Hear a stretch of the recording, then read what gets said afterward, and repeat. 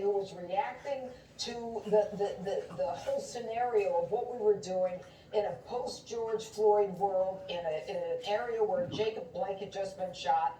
You've got a young guy who was a new CPR. He was a police explorer.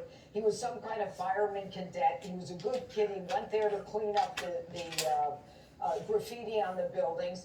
He has exemplified on that witness stand what every defendant should learn to do, and that is to speak clearly, directly. He stops exactly where he should stop. He doesn't add any further information. He listens exquisitely to the questions. And there isn't even a need on the part of the defense attorney to object to this prosecutor who is so desperate, so out of control, that he's even got the judge going through the roof in that courtroom. The bottom line here is that this kid has established that when he shot Rosenbaum, the first victim, he was in fear for his own life.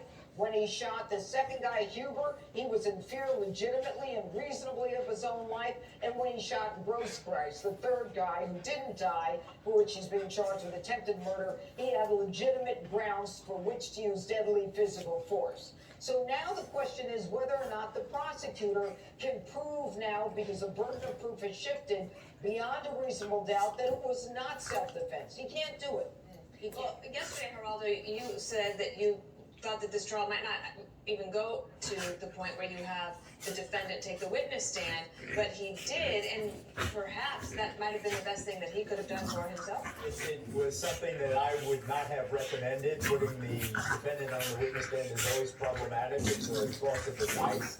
More bad things can happen than good. But this kid has stood his ground. This is a self-defense case. Did he reasonably believe that his life was in danger, and was the force he used to defend himself appropriate? And it just seems to me that the kid is dying. He's a dopey kid. He's a hero complex. He shouldn't have been there. He shouldn't have had the AR-15 on the street and all the rest of it. But I think he lost. To tell you the truth, I don't see how they touch him on the murder cases, the most serious charges. The other one, what is it? Recklessly endangering.